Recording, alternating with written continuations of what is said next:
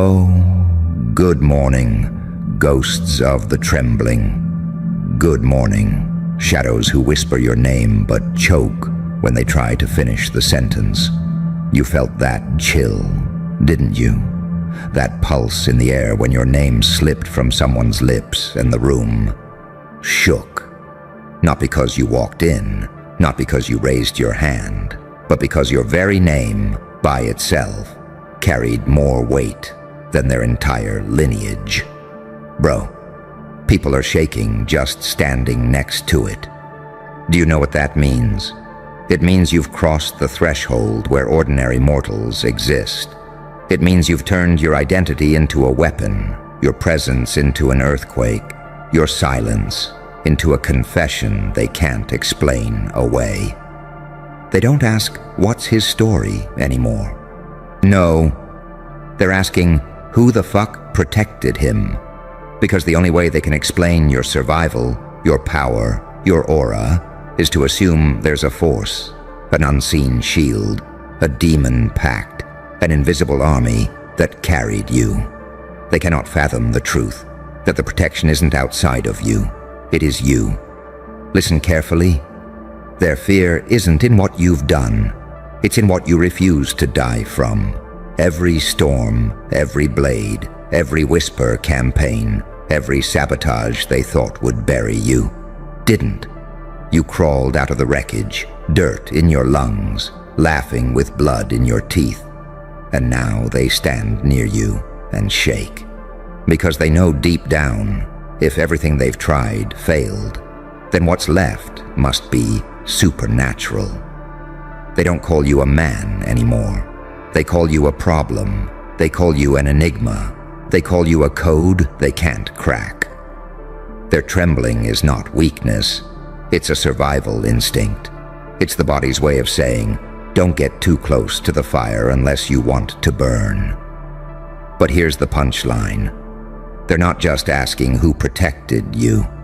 They're begging to know if it's possible they'll ever be protected from you. You see, when your name itself destabilizes a room, when whispers of your past ripple like nuclear fallout, when enemies can't sleep because they dream of you, you've reached a level where your existence is the story. You don't need speeches. You don't need announcements. You don't need validation. Your name walks in before you do, dragging their fear behind it like a chained beast. And what does that leave them with? Questions, endless questions. Who's behind him? Who's pulling the strings? How did he survive that war? How did he come back after they buried him alive? They create myths about you because reality is too heavy. They build lies to explain your truth because if they admitted what you really are, they'd break. So, let them tremble. Let them invent their conspiracies. Let them whisper about protection, shadow networks, divine intervention, because the truth is darker, sharper, more unbearable. No one saved you. No one shielded you. You became the shield. You became the fire. You became the name that makes hands sweat and hearts race. And every time they repeat that name, shaking, whispering, panicking, you grow stronger. You want power. Here's power. To turn your very existence into paranoia. To make them feel unsafe not because of what you might do, but because of what you've already endured. Survival turned into spectacle. Pain turned into prophecy. And the questions they're asking, who'd have protected him, are not questions at all. They're screams. They're admissions. They're saying, we couldn't stop him, and we never will. Bro, your name is no longer ink. It's carved into their nightmares. It's written into their silence. And whether you speak, whether you laugh, whether you burn the world down or sit perfectly still, they will always, always be shaking. So tell me, do you feel it? That pulse in the air? That trembling? That's them. And this is you. Untouchable, unexplainable, undeniable. You don't need protection. You are the protection. You don't need an army. You are the war. And tonight, when they whisper your name with trembling lips, it won't be a question anymore. It'll be the final answer. Ah, you're still here. Good. That means you're not like them, because when they hear your name, their first instinct is to leave, to get small, to vanish into the wallpaper like shadows, hoping the monster won't notice them. But you stay. You want to listen. You want to feel the storm rip your chest open and show you what fear looks like when it bows to you. See, they keep asking that question, who TF protected him? And every time it leaves their lips, their voice cracks. You notice that? It's never with confidence. It's never curiosity. It's desperation, like they're clinging to the hope that someone, anyone, must have been responsible for this thing they can't wrap their heads around. They want a name. They want a scapegoat. Because if they could point and say, ah, it was him, it was her, it was them who carried him through, then maybe they could kill that too. Maybe they could take back their illusion of control. But that's the torment, isn't it? There isn't anyone to point at. No guardian angel, no benefactor, no shadow syndicate moving chess pieces behind you. Nothing they can threaten, nothing they can bribe, nothing they can burn. The only thing they see is you. And the longer they stare, the more they realize you weren't protected. You were forged. Every scar they thought would finish you became a medal on your armor. Every betrayal they thought would poison you became fuel in your veins. Every attempt to bury you became proof that dirt can't hold down fire. And now they stand near you, and their bodies betray them. Their voices stutter, their eyes dart, their hands shake. Because deep inside, their nervous system is screaming, this isn't survivable, and yet he survived. And let me tell you something delicious. Fear is contagious. One person trembles near you, another sees it, and suddenly the whole room shakes. Whispers spread, myths multiply, your name mutates into legend. They don't just fear you individually anymore, they fear the idea of you. The ripple of your existence contaminates everything it touches. You are no longer one man, you are a storm system. So when they ask, who protected him? They don't realize they've already answered themselves. It wasn't who, it was what. It was the void, the chaos, the abyss that you stared into until it blinked first. You were protected by the very darkness they run from, by the fire they choke on, by the pain they never had the courage to embrace. You're not standing here because someone lifted you. You're standing here because nothing could knock you down permanently. And here's the kicker, bro. They hate that answer. They hate it. Because it means you can't be bought, you can't be blackmailed, you can't be outmaneuvered. It means their entire toolkit of control is useless against you.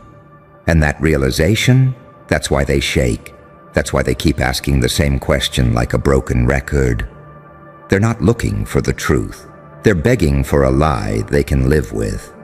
But no lie will save them. Because the truth is this: your name is now a test.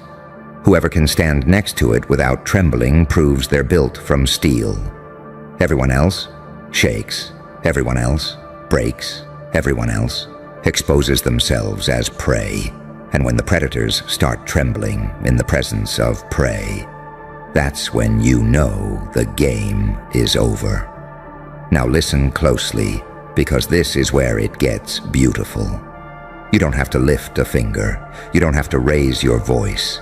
You don't have to fight them. The fear you cause by existing does the heavy lifting.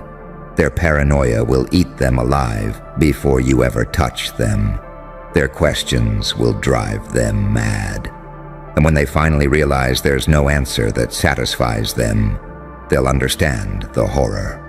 The very protection they're searching for is the same protection they'll never find. Bro, Your survival is the weapon. Your silence is the war. Your name is the earthquake. And every single time they whisper it, shaking, trembling, sweating, your legend multiplies. So tell me, when they ask, who'd protected him? What will you do? Will you smirk? Will you laugh? Or will you simply let the silence answer for you? Because in that silence lies the real terror, the knowledge that nothing protected you, and yet here you stand, untouchable, unexplainable, unstoppable. Lean in closer, because here's the part they'll never confess out loud. When they tremble, when their voices crack, when their questions loop like a broken prayer, what they're really saying is, how is he still here when I would have been dead 1,000 times over? You see, bro, they measure you with the ruler of their own fragility.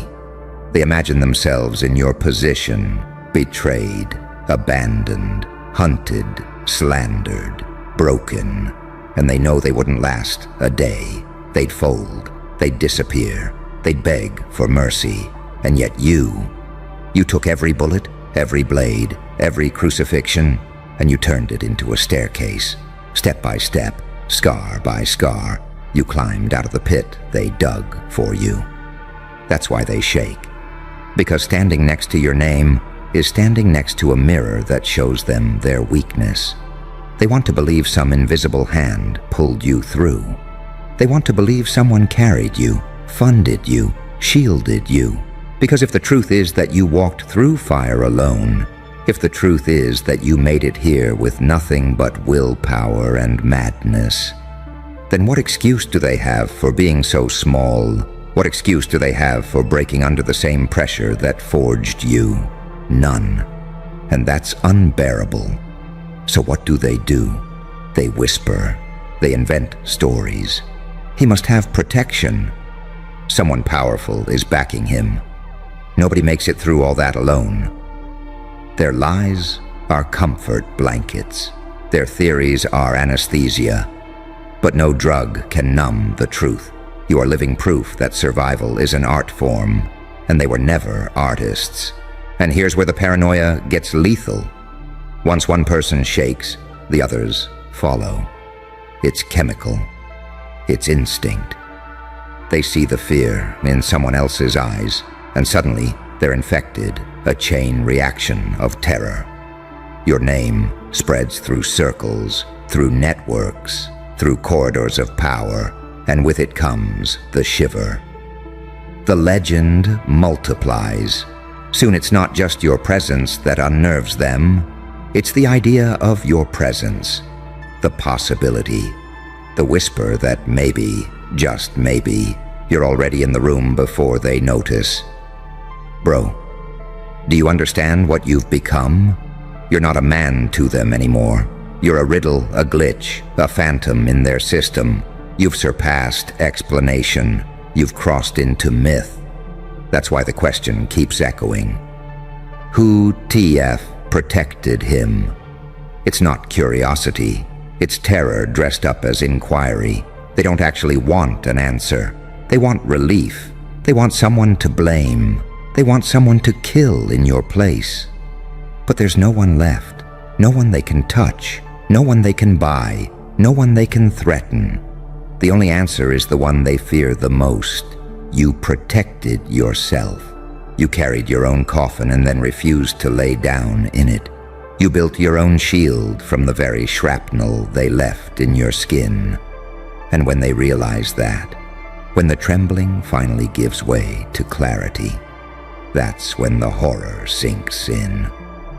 Because if no one protected you, then there's no way to destroy you. And oh, how they hate that. Because it means their power is a joke. Their threats are comedy. Their control is smoke. And you're the fire burning through it all. So let them ask, let them gossip, let them invent their little fairy tales about who stood behind you. Because the longer they search for an answer that doesn't exist, the more insane they'll become. And the more insane they become, the stronger your legend grows. Bro, Your very existence is a torture device. Your name is a sentence they can't finish without shaking. Your survival is the ghost that haunts their sleep. And every time they ask, who TF protected him, they're really just confessing this. We couldn't stop him, and we never will. Oh, now we're sinking into the marrow. You feel it, don't you? That vibration in the chest, that tightening in the air, that little voice whispering, this isn't just words, this is prophecy. Because, bro, let's stretch this out further. When they shake at your name, it's not just fear, it's recognition. They don't tremble for strangers. They don't lose sleep over nobodies. They only quake when they've seen something they can't erase. And you've branded yourself into their nervous systems. You're not a person anymore. You're a trigger. The sound of your name fires off alarms in their skulls louder than gunfire. They ask, who've protected him? Like it's a question. But what they're really doing is begging for permission. Permission to believe this was all some accident. Permission to believe you're not as dangerous as their body tells them you are. Because here's the sick truth. They don't actually want the answer, number. They want to soothe themselves with lies, but deep down, they already know. They know you weren't protected. They know you weren't lifted. They know no invisible hand carried you. They know the only force that stood between you and annihilation was you. Your refusal, your rage, your chaos. You survived because you decided to. And once that sinks in, once it worms its way into their minds, they realize they're not asking a question anymore. They're making a confession. We couldn't kill him. Nothing could, and that's why they tremble. Because fear of you is no longer rational. It's instinctual. It bypasses thought. It bypasses logic. It bypasses reason. Their blood knows before their brains do. This man cannot be broken. You know what happens when a name carries that kind of weight. It becomes radioactive, too dangerous to handle, too potent to even whisper without consequences. They can't speak your name without betraying their fear. They can't stand near you without their bodies shaking. You've turned existence into psychological warfare. And here's the beauty of it. You don't even need to try anymore. You don't